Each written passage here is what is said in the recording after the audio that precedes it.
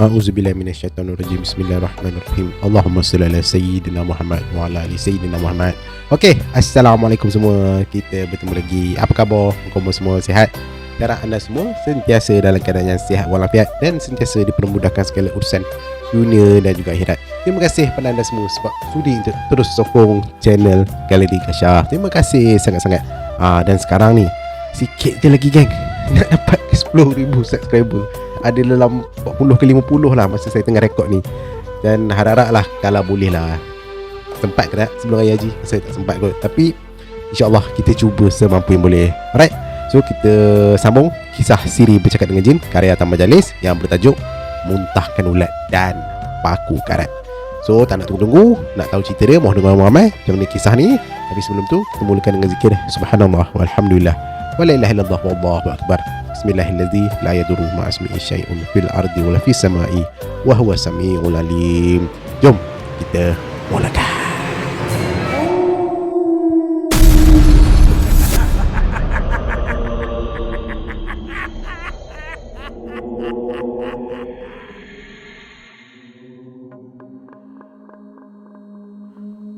Ketika ni Pak Madan dengan Tama terus pergi ke bahagian belakang rumah. Lama juga Pak Madan mundar-mandir kat situ. Hujan masih lagi turun mencurah-curah, lebat sangat, dengan petir, dengan kilat sambung menyambung dalam malam yang gelap dan pekat tu. Dan lepas tu mereka naik semula ke bilik pengantin. Halimah masih lagi genggam besi kuning tu kuat-kuat. Pak Madan dia letak baldi dekat dengan sudut bilik, lalu dia terus duduk bersila dekat situ. Kau Tama, kau duduk dekat dengan lutut aku ni ya, arah Pak Madan. Tama terus ikut je tanpa banyak soal. Pak Madan tenung muka Halimah yang masa tu dah nampak makin cemas. Tama nampak mulut Pak Madan bergerak-gerak membaca sesuatu, tapi Tama sendiri tak tahu apa yang dibacanya. Kau jangan tegur apa pun yang jadi nanti Halimah ya. Aku tahu sebahagian nandak rambut kau tadi dah terkena tempias air hujan tadi kan. Tak apa nak, tak apa, aku cuba ikhtiarkan sesuatu, kata Pak Madan.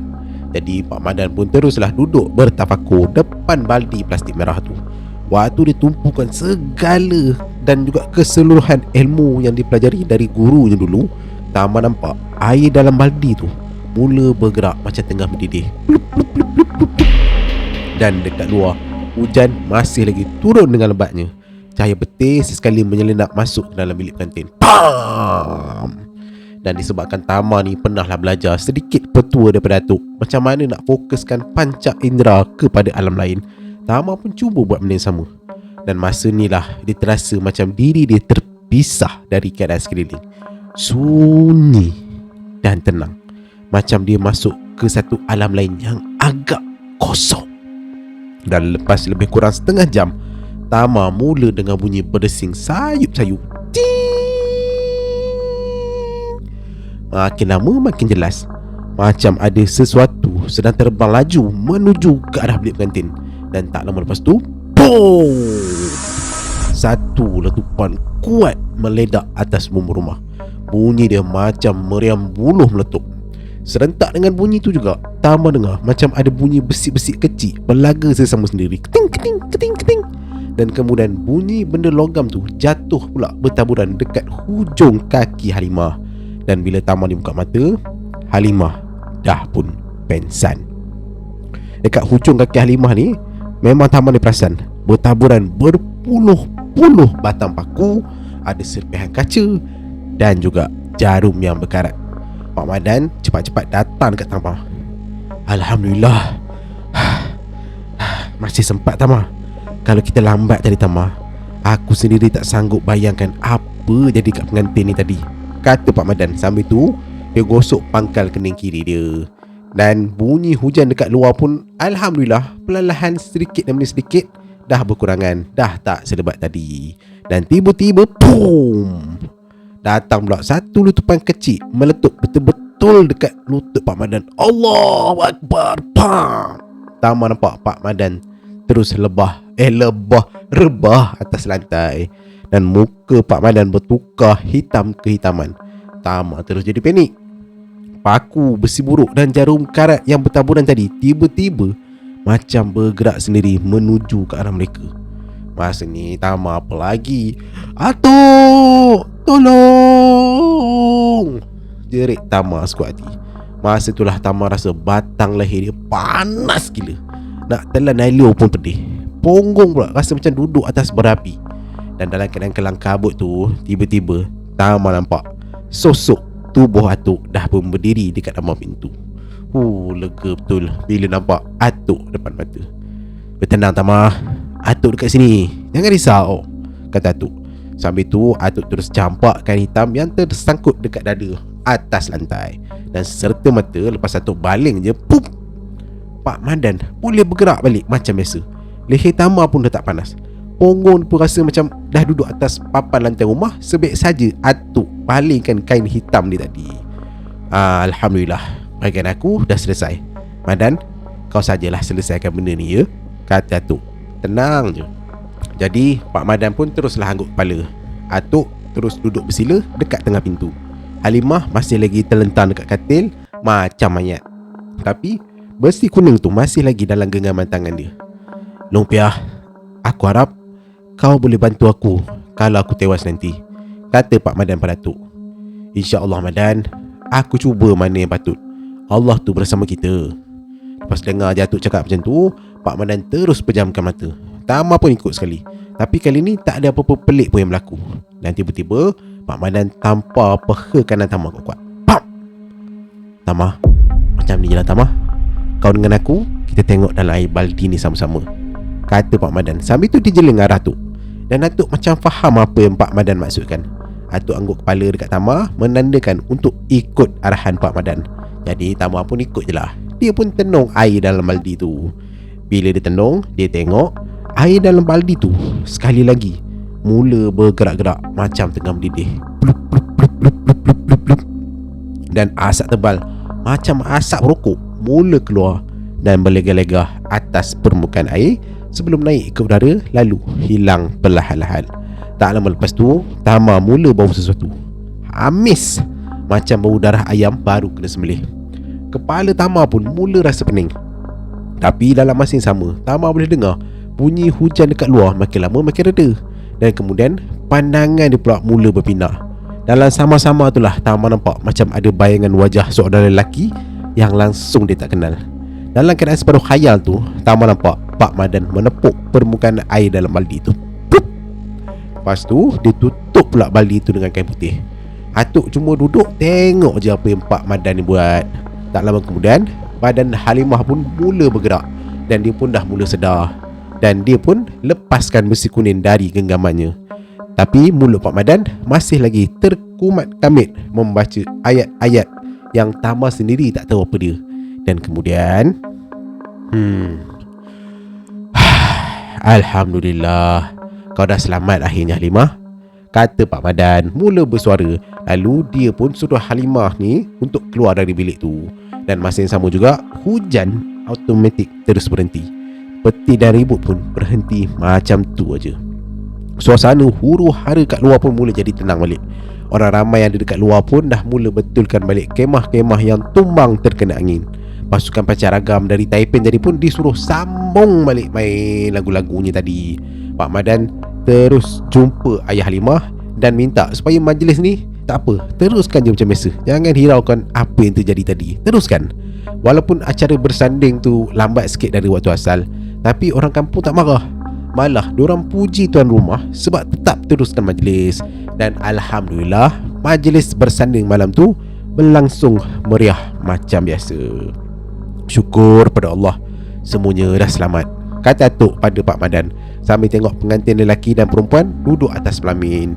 Dan bila acara bersanding tu selesai, majlis dah selesai, Pak Madan terus masuk balik ke bilik Halimah untuk kutip semua paku, besi dan jarum yang bertaburan tadi. Jadi lepas dia kutip-kutip semua tu, selesailah sudah peristiwa mereka dekat rumah pengantin tu. Dan mereka minta izin untuk pulang.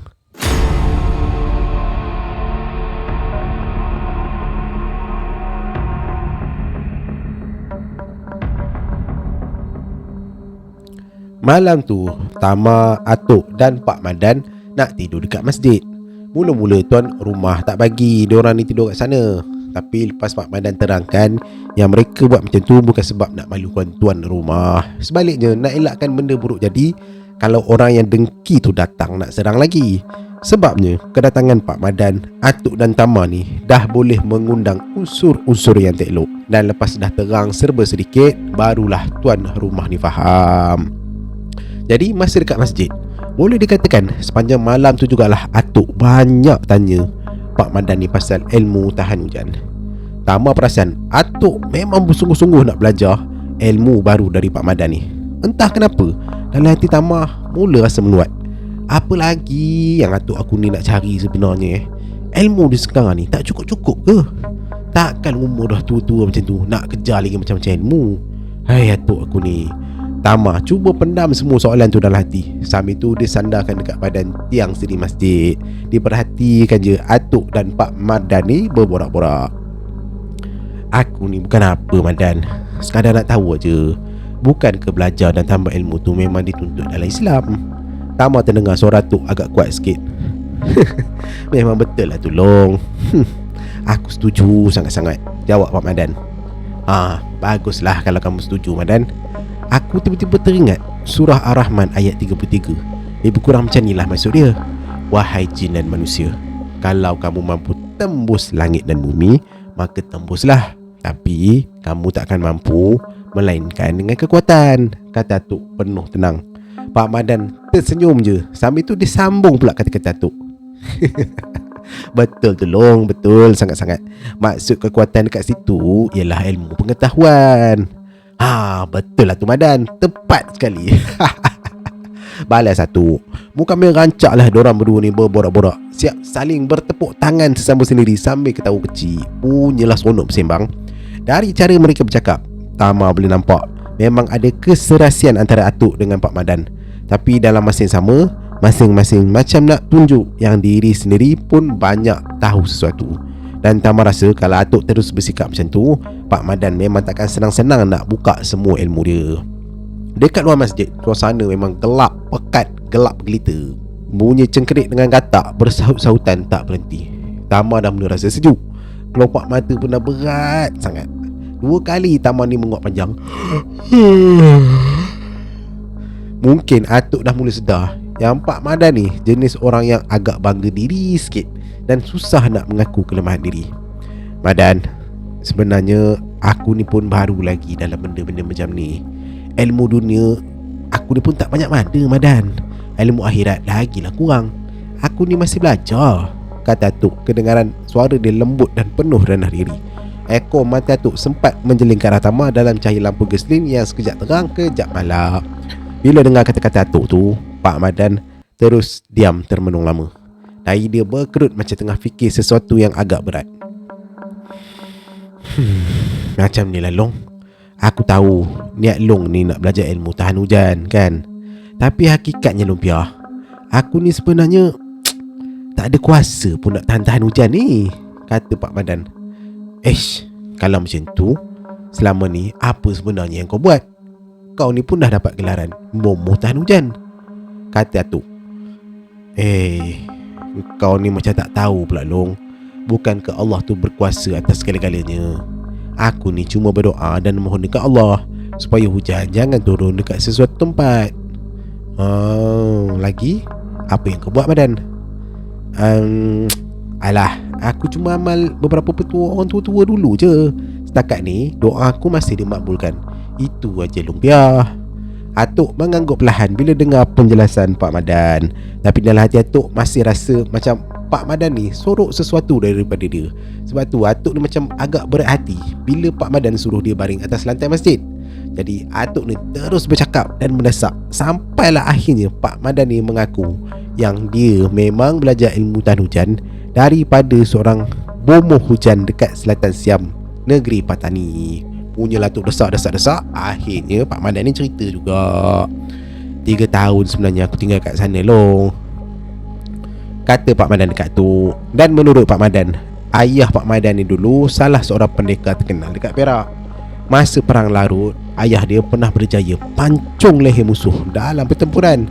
Dan disebabkan jasa dia tu, Sultan Perak hadiahkan ayah dia 50 ekar tanah sawah. Dan tanah tu pula bebas cukai.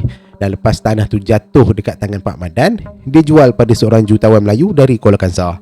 Duit hasil jual tanah tu lah dia guna untuk beli tanah lain dekat kampung kota.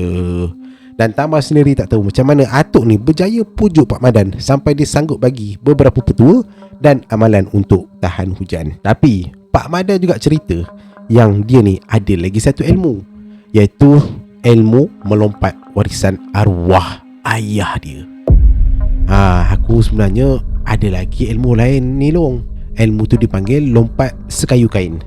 Masa perang Larut dulu, ayah aku guna ilmu ni untuk kalahkan musuh. Ilmu ni lah Long, kata Pak Madan sambil tersenyum bangga. Atuk menggosok dada dia perlahan. Lepas tu dia senyum sinis. Pak Madan nampak macam tak senang hati je bila tengok gaya Atuk macam tu. Dia tenung mata Atuk lama-lama, dan Atuk pun balas balik pandangan dia. Dari cara mata dan gerak Pak Madan, Atuk dah boleh baca perangai sebenar lelaki tu. Pak Madan ni rupanya sejenis yang pantang dicabar. Dan peluang tu Atuk guna untuk uji sejauh mana betulnya cerita Pak Madan tadi. Ilmu melompat, aku tak yakin kau betul-betul ada ilmu lompat sekayu kain tu, Madan, kata Atuk. Dan tiba-tiba bila dengar Atuk cakap macam tu, Pak Madan tu bangun dan mata dia terbeliak pandang Atuk. Long, kau nak aku buktikan ke? Itulah yang paling baik, Madan. Mari, tunjukkan pada aku. Kalau begitu, ayo, mari kita keluar, kata Pak Madan. Terus dia melangkah keluar dari masjid, diikuti oleh Atuk. Tama jadi serba salah. Sudah, nak bergaduh pula ke dia orang ni. Habislah, habis. Macam ni sajalah Madan. Sekarang ni tepat pukul 12 malam. Guru aku dulu pesan, tak elok buat benda-benda macam ni tepat pukul 12. Banyak buruk dari baik, kata Atuk. Anehnya Pak Madan ni pun tak bantah langsung. Dia pun setuju dengan kata-kata Atuk. Jadi sementara nak tunggu jam ni bergerak ke 12:02, Atuk tunggu dekat kaki tangga masjid. Pak Madan pula berdiri dekat halaman masjid. Dia dah siap pakai baju hitam dengan kain kuning terselempang dekat bahu. Dan Pak Madan ni dia berdiri betul-betul membelakangkan Atuk. Atuk nak bergaduh ke? Tanya Tama dia perlahan. Taklah Tama, aku ni sekadar nak menguji je. Setahu aku Tama, pendekar tak suka tunjuk hebat depan orang ramai. Pendekar ni macam harimau, dia ni simpan kuku. Itulah maksud pendekar sebenar Tama, kata Atuk. Memang betul cakap Atuk. Dah hampir setengah jam berlalu, tapi Pak Madan ni masih tak tunjuk apa-apa. Dan akhirnya bila dah mula bosan, Atuk pun mula bertindak. Tiba-tiba sam, Atuk baling sebilah sundang tepat ke arah belakang Pak Madan. Dan ajaib, dalam keadaan gelap macam tu pun Pak Madan sempat sambut sundang tu menggunakan tangan kanan. Lepas tu dia terus baling balik ke arah Atuk. Dia balas balik, pam, dia balik. Dan Atuk pula dengan pantas dia tangkap hulu sundang tu sebelum ditikam dekat batang pokok pisang. Dan sundang tu terus terpacak dekat pokok pisang tu. Tama bila nampak keadaan tu dah macam bergaduh tu ni. Cepat-cepat dia masuk dalam masjid balik. Dia ambil lampu geselin, dia bawa keluar. Dia letak lampu tu dekat atas semingkolah tempat ambil air semayang. Dan cahaya geselin tu cukup untuk terangkan sikit kawasan halaman masjid. Nampaklah sikit-sikit muka Atuk dengan Pak Madan ni sedang berentap. Tiba-tiba Atuk terus serang lagi Pak Madan. Memang itulah tujuan Atuk ni dari awal, nak naikkan semangat Pak Madan. Dan memang menjadi. Pak Madan dia terus balas serangan dengan cukup ganas. Buah silat yang dilepaskan memang laju dan tajam. Tapi Atuk terus elak dan dia tepis semua serangan tu sampai satu pun tak terkena badan. Lepas tu Atuk cabut balik sunang dari batang pisang tu. Kemudian dia terkam ke arah Pak Madan. Cepat-cepat Pak Madan lompat tinggi separas kepala Atuk sambil dia sepak pergelangan tangan Atuk dari udara. Malangnya dia tak percaya. Dalam cahaya sama tu Tama nampak Pak Madan ni dah macam terapung-apung dekat udara sambil buka langkah silat sebelum dia turun semula ke tanah. Dan tiba-tiba Atuk lepaskan sesuatu macam bola api ke arah kaki kiri Pak Madan. Sapung! Pak Madan terus menjerit. Kemudian sepantas kilat Pak Madan ni lompat tinggi melepasi bumbung masjid. Tinggi bukan main. Dan tubuh di masa tu nampak bulat macam sebatang kayu tengah terbang ke arah pokok pisang tempat sundang tu tadi. Dan bila tinggal lebih kurang 4 kaki je nak sampai dekat pedu pokok pisang, Pak Madan hulur kaki kanan dia. Dari kaki kanan tu lah keluar cahaya panjang membulat macam api andang. Serentak dengan tu, Pak Madan menjerit kuat. Hiya! Pom! Satu letupan kecil kedengaran. Tama nampak pokok pisang tu terus rebah dan terbakar. Dek, dengan tenangan dari Pak Madan.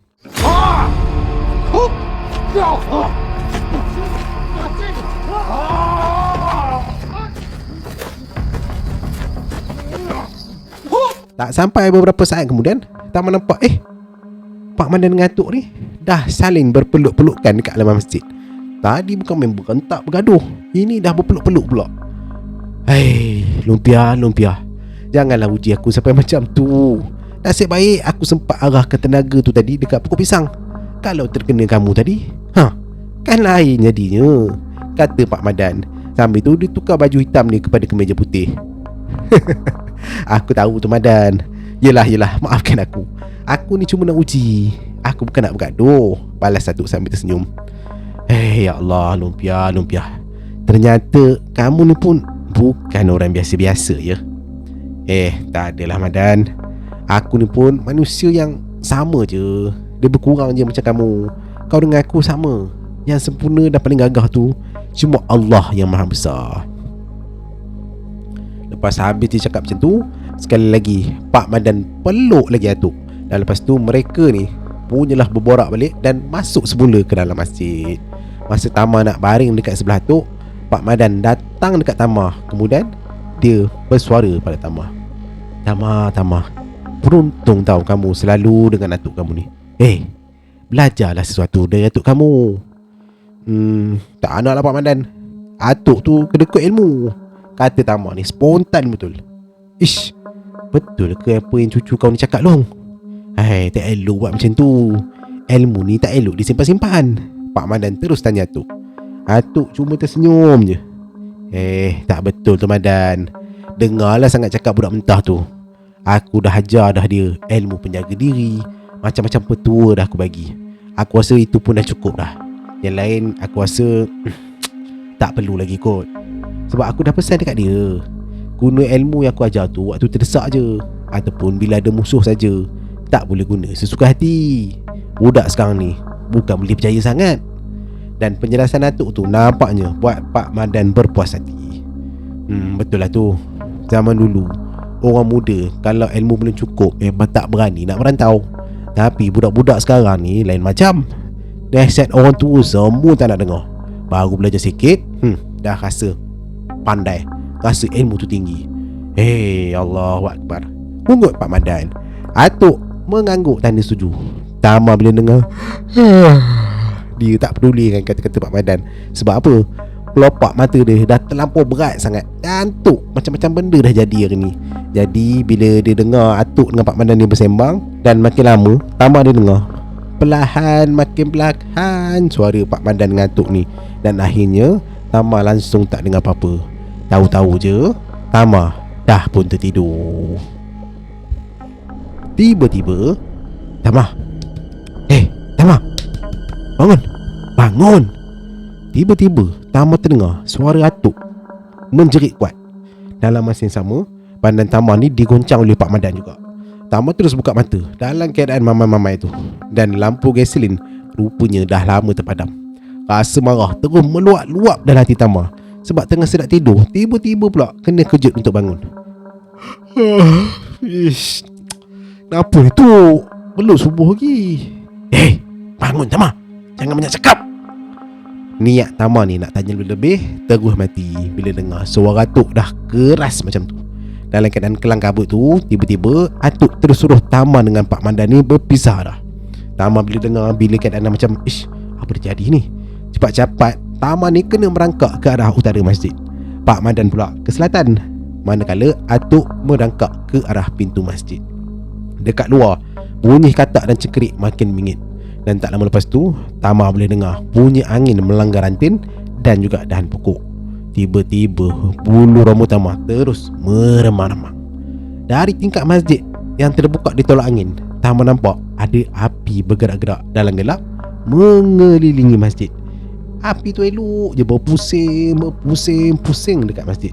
Dan tiba-tiba pintu masjid pula terbuka luas dengan sendirinya. Bam! Dan lepas tu tertutup balik, macam ada orang tolak dari luar. Bam! Allahu Akbar. Hei, apa hajat kamu? Jerit atuk sekuat hati. Dan serta merta api yang mengelilingi masjid tadi terus terpadam. Apa hajat kamu? Ha? Jerit atuk sekali lagi. Tama nampak cahaya api tu datang balik, kemudian berhenti betul-betul dekat depan luar pintu masjid. Jeritan atuk tadi langsung tak berjawab. Tanpa tunggu disuruh-suruh, Pak Madan terus hidupkan lampu gasolin. Dan lampu tu dibawa dekat pintu masjid. Bila nampak cahaya lampu gasolin tu, hati Tama ni pun lega lah sikit. Terus dia berdiri dekat sebelah atuk, dan Tama pun cepat-cepat berdiri dekat mereka berdua. Ha, Tama, kau nampak apa kat depan tu? Kata Pak Madan. Dia tepuk bahu Tama. Dengan bantuan cahaya lampu gasolin tu, Tama nampak jelas ada sebatang kayu terpacak dekat halaman masjid. Dekat ujung kayu tu, ya Allah, ada tengkorak manusia. Oi, kamu, datanglah ke sini. Apa hajat kamu? Jerit atuk lagi. Serentak dengan tu, lampu gasolin ni terus malap. Kayu dekat tengah halaman tu dah mula keluarkan cahaya api. Tak lama lepas tu, bunyi tapak kaki manusia pijak ranting dengan daun kering mula kedengaran dari semua arah. Tama rasa macam ada beribu-ribu orang bergerak keliling masjid tu. Masa ni atuk terus bertafakur hampir 5 minit. Bila dia buka mata semula, lampu gasolin yang tadi malap terus terang balik. Masa ni dekat halaman masjid, Tama nampak ada seorang lelaki berdiri sebelah kayu yang ada tengkorak tu.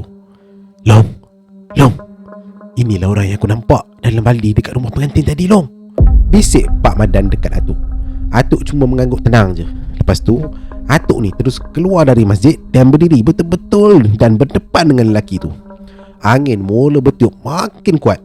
Dan bila angin berhenti, hujan pula turun dengan lebatnya. Makin tambah sejuk dekat badan Tama. Titik hujan yang mula-mula halus tadi makin lama makin lebat dan jadi makin kasar. Pak Madan ni pula cepat-cepat tarik tangan atuk. Lelaki yang berdiri dengan kayu tadi terus peluk tubuhnya sendiri. Anehnya, setitik hujan pun tak terkena badan dia. Macam badan dia kering je. Long, cukup Long, mari masuk. Orang ni datang nak balas dendam kat kita, kata Pak Madan dekat atuk. Tama nampak atuk termenung kejap. Lepas tu dengan tenang, atuk pegang kain hitam yang dililit dekat kepala. Kain tu atuk buka dan disimpulkan sampai jadi seketul macam bola benang. Masa ni atuk memang tak pedulikan kata-kata Pak Madan. Dia teruskan buat apa yang sepatutnya dia boleh. Hei hamba Allah, kalau niat kau baik, kau takkan apa-apa. Tapi kalau niat kau jahat, kau sendiri yang binasa, kata atuk dari pintu masjid. Lepas tu atuk terus baling kain hitam tu tepat ke arah lelaki tu. Pam! Bila kain tu jatuh je dekat hujung kaki lelaki tu, asap tebal terus berkepul-kepul naik ke udara dan tubuh lelaki tu hilang dalam asap tersebut. Pak Madan pula dah tak boleh nak buat apa dah. Dia pun mula bertindak. Dia duduk sambil dia baca mantra sampai hujan yang tadi makin reda terus berhenti sepenuhnya. Dan bila asap tu dah mula hilang, tengkorak dekat ujung kayu tadi jatuh atas tanah. Bup! Dan tubuh lelaki tu mula bertukar jadi hitam legam. Lidah dia terjelir panjang macam anjing yang kehausan. Mata dia merah menyala. Atuk terus tepuk bendul masjid 3 kali guna tapak tangan kanan ni. Pap, pap, pap.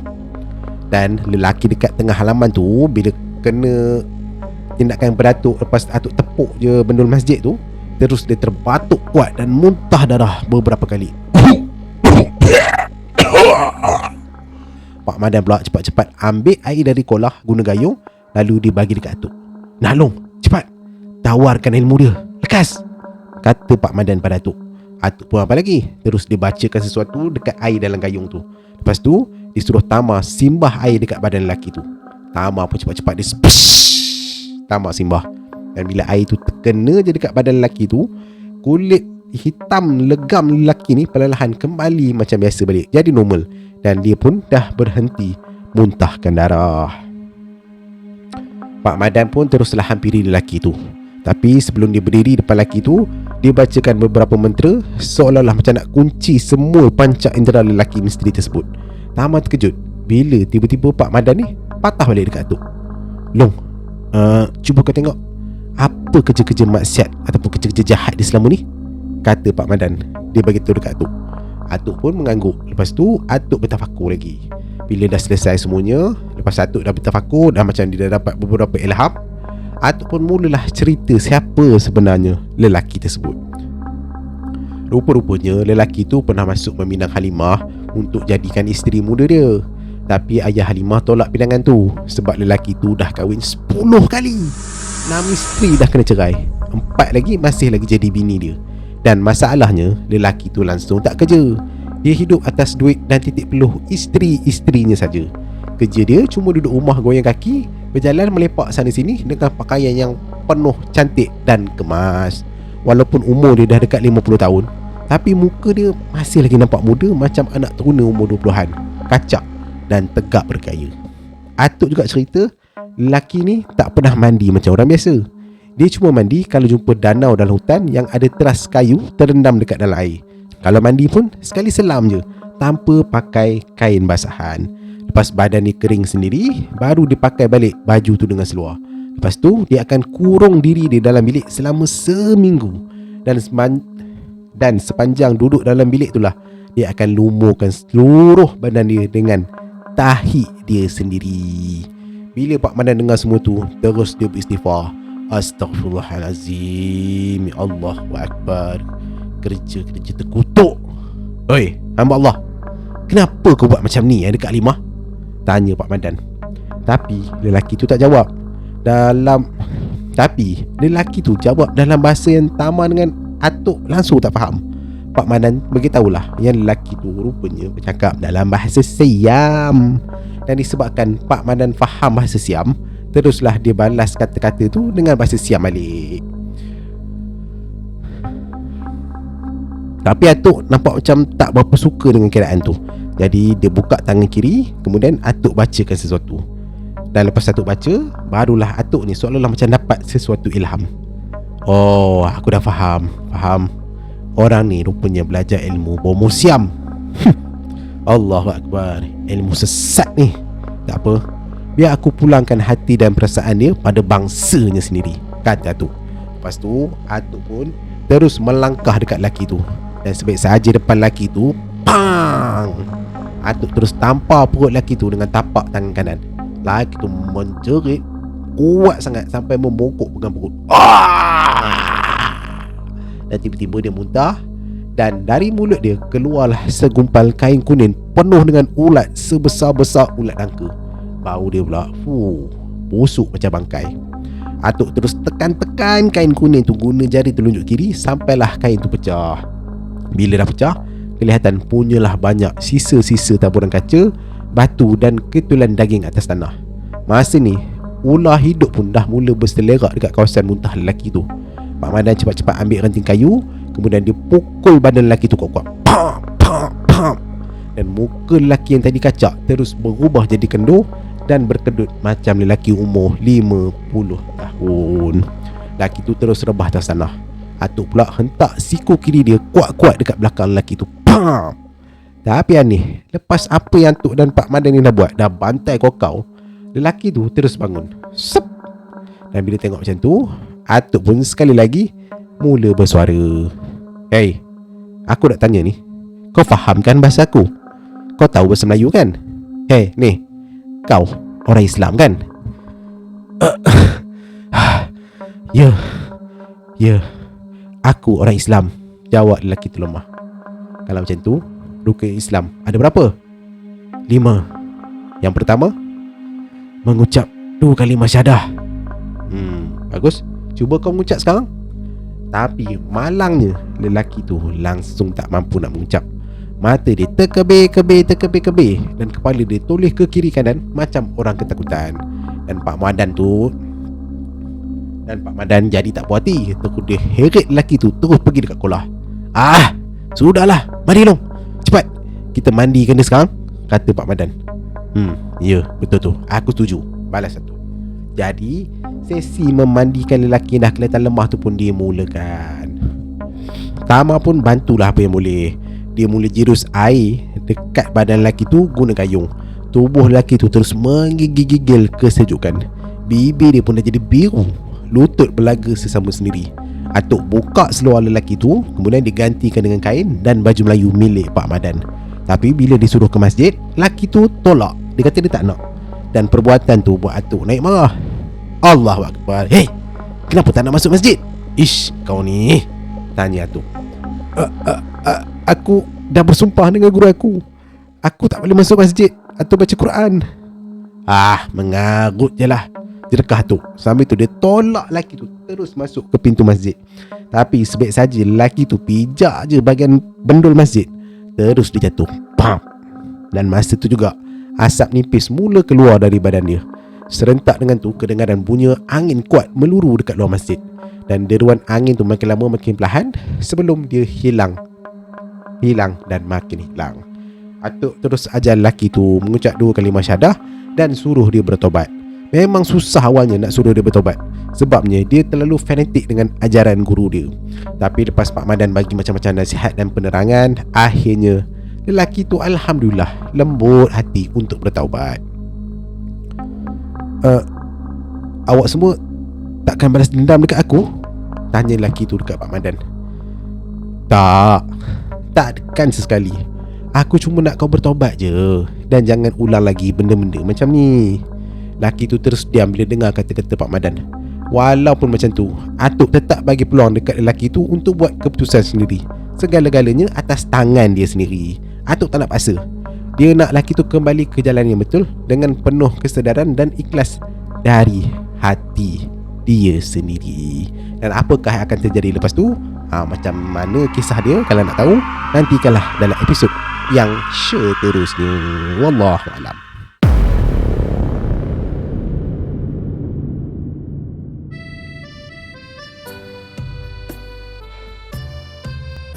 Okey, baik, alhamdulillah tamatlah episod untuk siri bercakap dengan jin karya Taman Jalis. Dalam episod muntahkan ulat dan paku karat.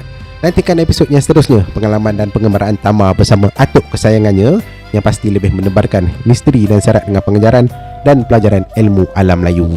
Saya harap anda semua terhibur dengan kisah kali ini. Kalau ada cerita best, boleh kongsikan pada saya. Boleh email pada kasyafgallery@gmail.com ataupun WhatsApp pada ruangan description dekat bawah video. Saya tunggu kisah-kisah menarik dari anda semua. Okay, kita tutup episod kali ini dengan kata-kata macam biasa. Ini seram bukan sekadar cerita, mereka wujud di sebalik sebuah rahsia. Saya Yop ataupun JK, Storyteller anda. Assalamualaikum warahmatullahi wabarakatuh. Bye bye. Selamat malam. Piu.